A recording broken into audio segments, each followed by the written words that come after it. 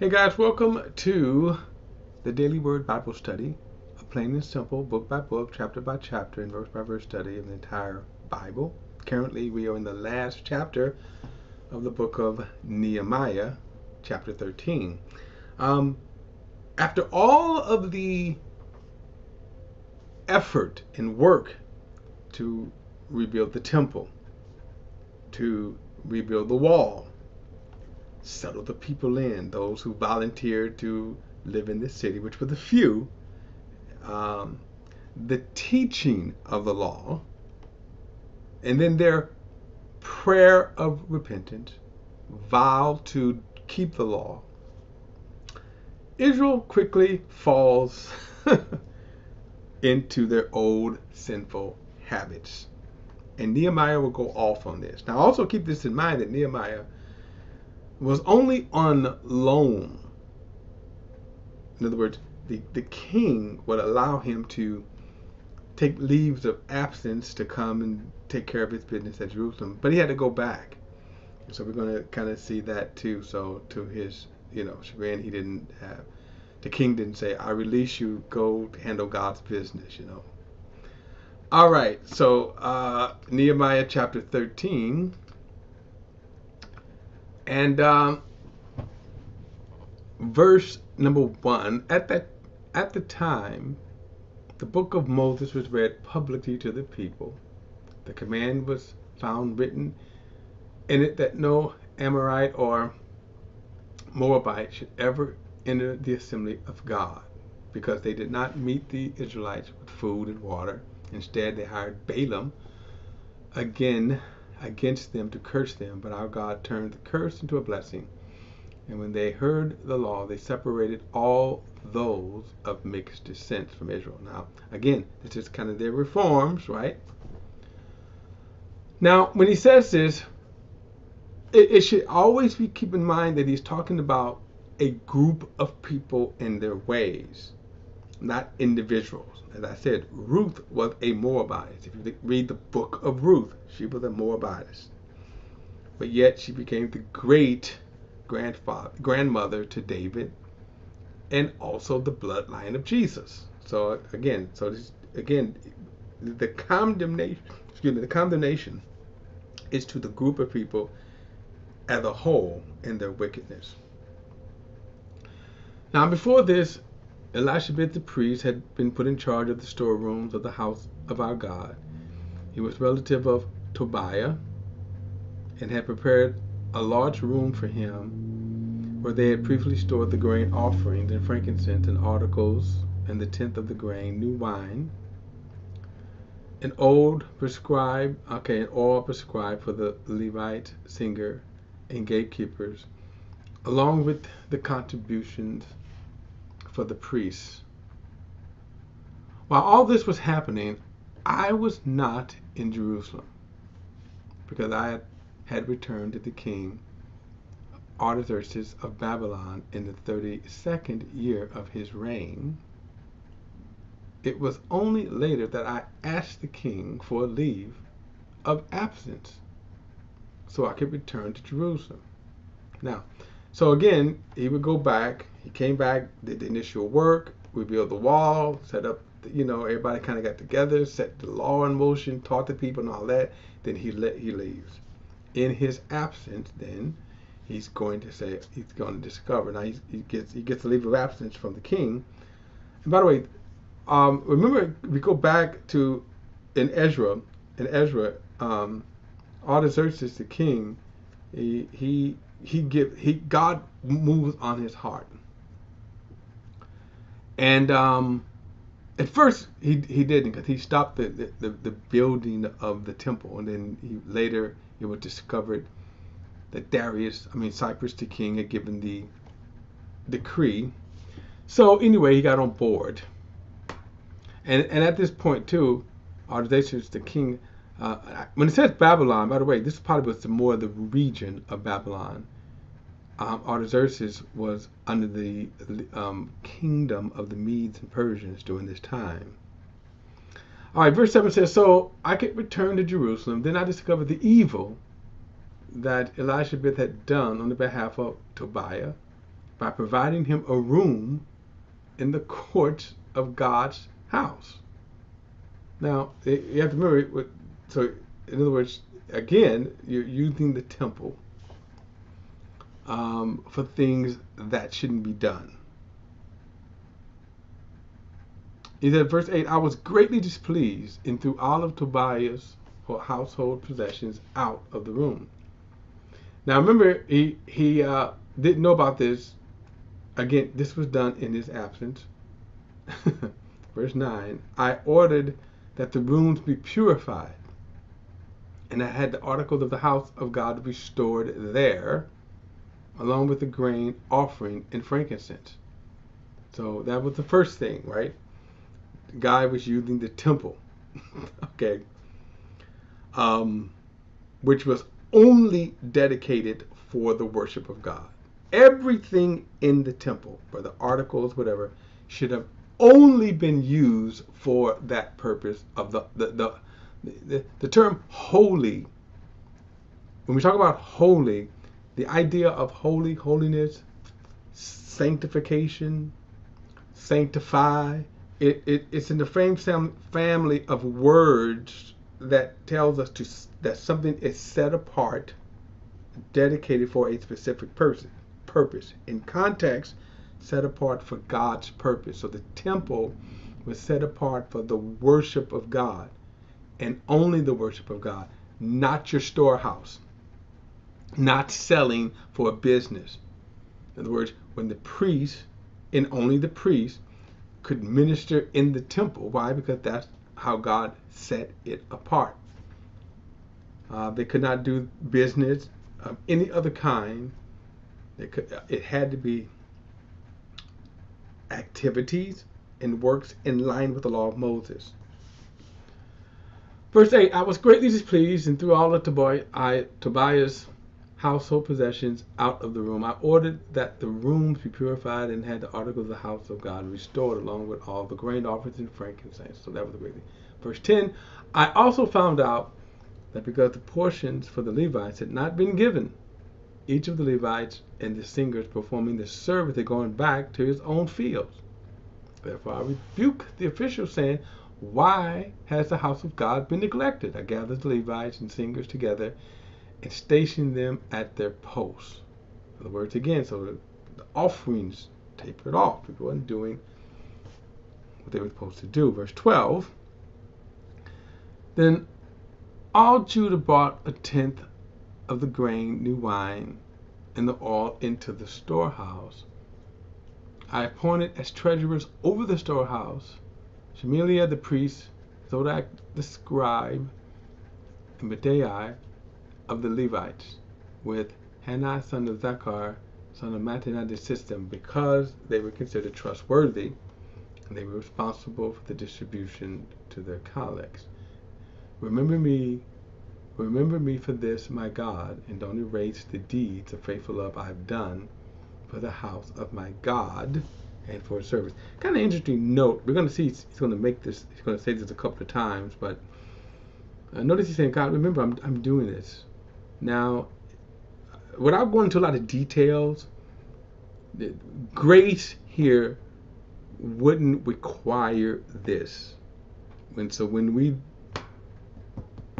think about today that we operate under God's grace, okay, this prayer would be hard to pray under the age of the grace. Verse 15, at that time I saw people in Judah trading winepress on the Sabbath. Now remember that whole long prayer we did, in chapters 10 to 12, and they said that we will not do these things, right? I think it's chapter 9, I'm sorry. We will not do these things. All this list here that they prayed and vowed, we won't do these things. They're doing them on the Sabbath. He said they were also bringing in stores of grain and loaded them on donkeys, along with wine, grapes, figs. All kinds of goods were being bought to Jerusalem on the Sabbath day. So I warned them against selling food on that day. The tyrants living there were importing fish and all kinds of merchants and selling them on the Sabbath to the people of Judah in Jerusalem. Now, notice he says the Tyrians,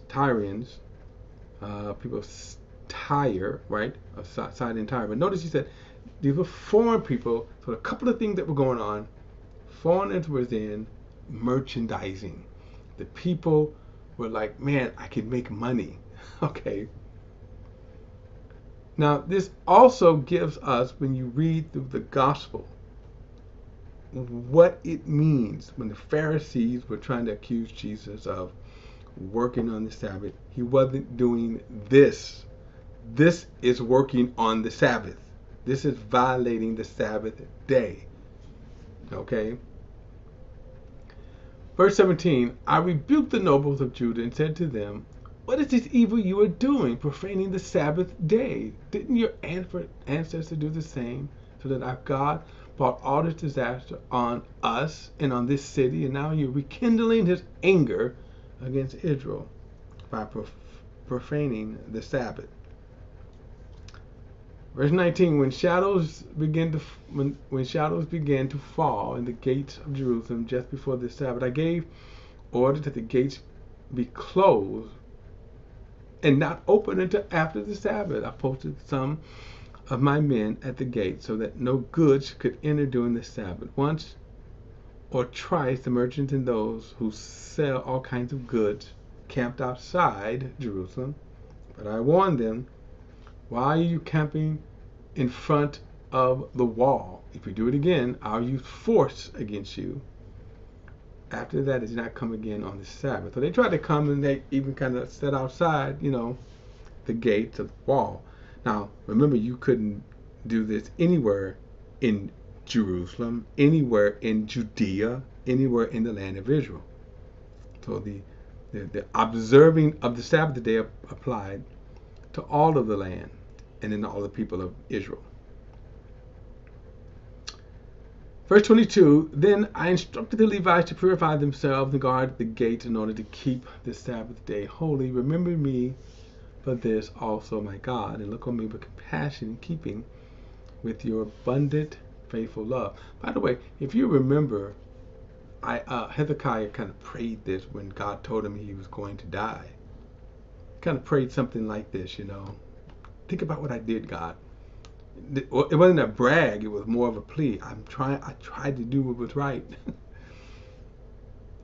Verse 23. In those days, I also saw the Jews who had married women from Ashdod, Ammon, and Moab. Right? So he's like, oh. He says, I rebuked them, cursed them, beat some of their men, and pulled out their hair. I forced them to take an oath before God and said, you must not give your daughters in marriage to their sons, or take their daughters as wives for your sons or yourselves. Didn't the king of Solomon of Israel sin in this matter like this? There was not a king like him among many nations. He was loved by God, and God made him king over all of Israel. Yet foreign women drew him into sin. Right here is why God forbade the marriages to pagans. That's the problem right there. They turned their hearts away. Why then should we hear about you doing all this terrible evil and acting unfaithfully against our God by marrying foreign women? And by the way, they have already dealt with this when they first came. They already dealt with this, right?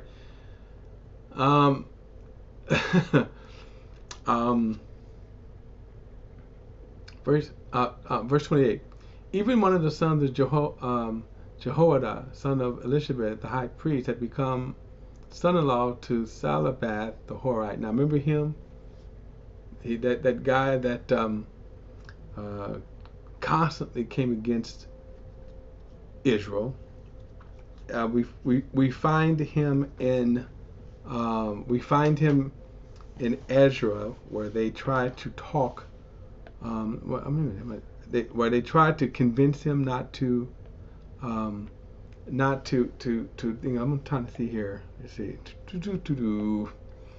Anyway, but anyway, he was a bad guy. He was an enemy of Israel.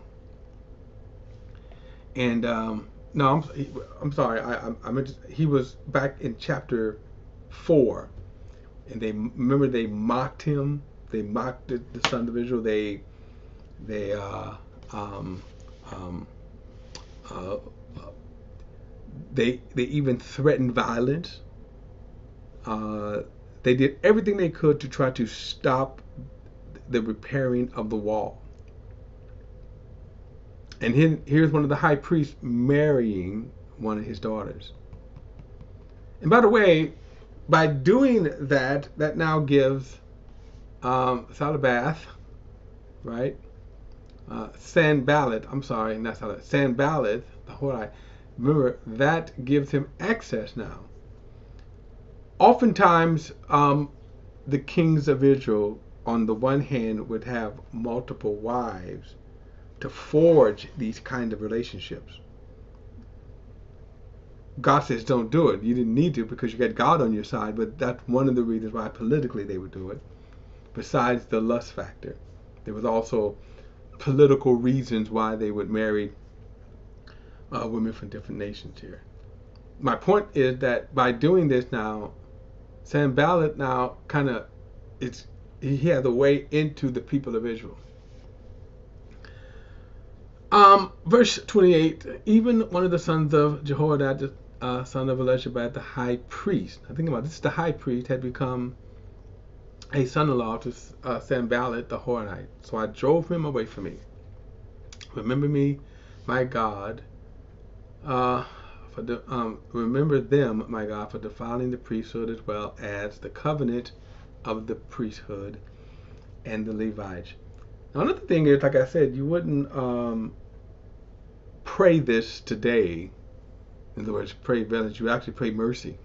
As Christians, we pray mercy, but notice here, he's praying, remember this, God, and get them. Verse 30. So I purified them from everything foreign and assigned specific duties to each of the priests and the Levites. I also arranged for a donation of wood and appointed times for the first fruits. Remember me, my God, with my favor. So, one of the interesting things about this with Nehemiah here is that there's a couple of points. One, you see the frustration with him. The people won't do right. One of the reasons why, and this is kind of interesting, that despite them being taught the word, what is kind of interesting that they did good as long as Nehemiah was around, and when he wasn't around, they fell away from the things of God quickly. And one of the things to remember that they were also sinful beings too. So there was no anchor, there was no spiritual anchor there. But it was always interesting that as long as Nehemiah was around, they did good. And when he wasn't around, they wasn't. Kind of interesting. All right, guys, the book of Esther, one of the good love stories. We'll get into that in the next study. And then, let's see here. Yes, that'll conclude the narrative. But anyway, don't forget to like and share this video and subscribe to BP, the Bible Perspective. And as always, if you have a thought or comment, add it to the comment section below. All comments are welcome. And also, don't forget to hit that subscribe button. I'll see you in the next study.